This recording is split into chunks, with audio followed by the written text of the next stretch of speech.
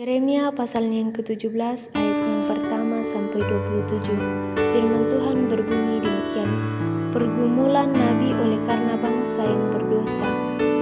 Dosa Yehuda telah tertulis dengan pena besi, yang matanya dari intan, terukir pada loh hati mereka dan pada tanduk-tanduk mezbah mereka. Sebagai peringatan terhadap mereka, mezbah-mezbah mereka dan tiang-tiang berhala mereka memang ada di samping pohon yang rimbun, di atas bukit yang tinggi, yakni pegunungan di padang.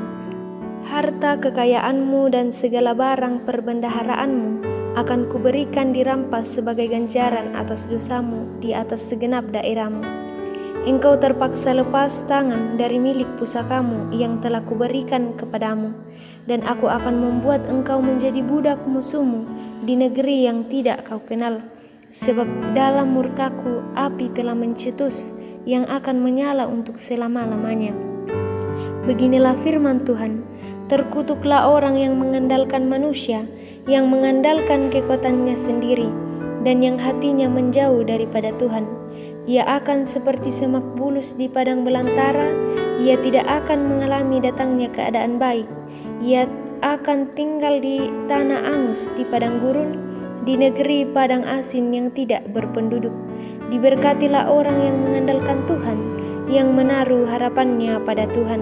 Ia akan seperti pohon yang ditanam di tepi air, yang merambatkan akar-akarnya ke tepi batang air, dan yang tidak mengalami datangnya panas terik, yang daunnya tetap hijau, yang tidak khawatir dalam tahun kering, dan yang tidak berhenti menghasilkan buah.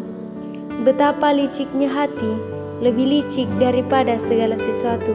Hatinya sudah membatu, siapakah yang dapat mengetahuinya? Aku Tuhan yang menyelidiki hati, yang menguji batin, untuk memberi balasan kepada setiap orang setimpal dengan tingkah langkahnya, timpal dengan hasil perbuatannya.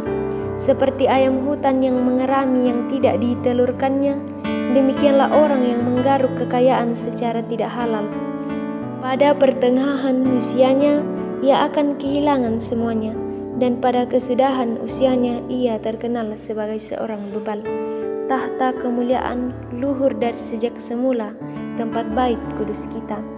Ya pengharapan Israel, Tuhan, semua orang yang meninggalkan Engkau akan menjadi malu.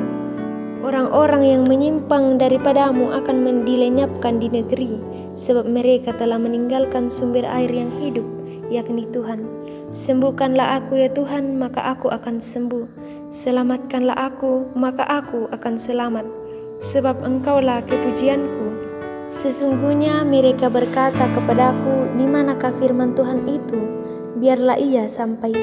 Namun tidak pernah aku mendesak kepadamu untuk mendatangkan malapetaka. Aku tidak mengingini hari bencana. Engkaulah yang mengetahui apa yang keluar dari bibirku. Semuanya terpampang di hadapan matamu. Janganlah engkau menjadi kedahsyatan bagiku. Engkaulah perlindunganku pada hari malapetaka. Biarlah orang-orang yang mengejar aku menjadi malu, tetapi janganlah aku ini menjadi malu. Biarlah mereka terkejut, tetapi janganlah aku ini terkejut. Buatlah hari malapetaka menimpa mereka, dan hancurkanlah mereka dengan kehancuran berganda. Hari Sabat harus dikuduskan. Beginilah firman Tuhan kepadaku, pergilah engkau dan berdirilah di pintu gerbang anak rakyat, yang dilalui keluar masuk oleh raja-raja Yehuda, dan di segala pintu gerbang Yerusalem. Katakanlah kepada mereka, dengarlah firman Tuhan, hai raja-raja Yehuda, hai segenap Yehuda dan segenap penduduk Yerusalem, yang masuk melalui pintu-pintu gerbang ini. Beginilah firman Tuhan, berawas-awaslah demi nyawamu, janganlah mengangkut barang-barang pada hari Sabat dan membawanya melalui pintu-pintu gerbang Yerusalem. Janganlah membawa barang-barang dari rumahmu keluar pada hari Sabat, dan janganlah lakukan sesuatu pekerjaan. Tetapi kuduskanlah hari Sabat seperti yang telah kuperintahkan kepada nenek moyangmu. Namun mereka tidak mau mendengarkan dan tidak mau memperhatikannya, melainkan mereka berkeras kepala sehingga tidak mau mendengarkan dan tidak mau menerima teguran. Apabila kamu sungguh-sungguh mendengarkan aku, Demikianlah firman Tuhan. Dan tidak membawa masuk barang-barang melalui pintu-pintu gerbang kota ini pada hari Sabat, tetapi menguduskan hari Sabat dan tidak melakukan sesuatu pekerjaan pada hari itu, maka melalui pintu-pintu gerbang kota ini akan berarak masuk raja-raja dan pemuka-pemuka yang akan duduk di atas tahta Daud dengan mengendarai kereta dan kuda, mereka dan pemuka-pemuka mereka, orang-orang Yehuda dan penduduk Yerusalem, dan kota ini akan didiami orang untuk selama-lamanya. Orang akan datang dari kota-kota Yehuda dan dari tempat-tempat sekitar Yerusalem, dari tanah Benyamin dan dari daerah bukit, dari pegunungan dan dari tanah Negeb, dengan membawa korban bakaran, korban sembelihan, korban sajian dan kemenyan, membawa korban syukur ke dalam rumah Tuhan.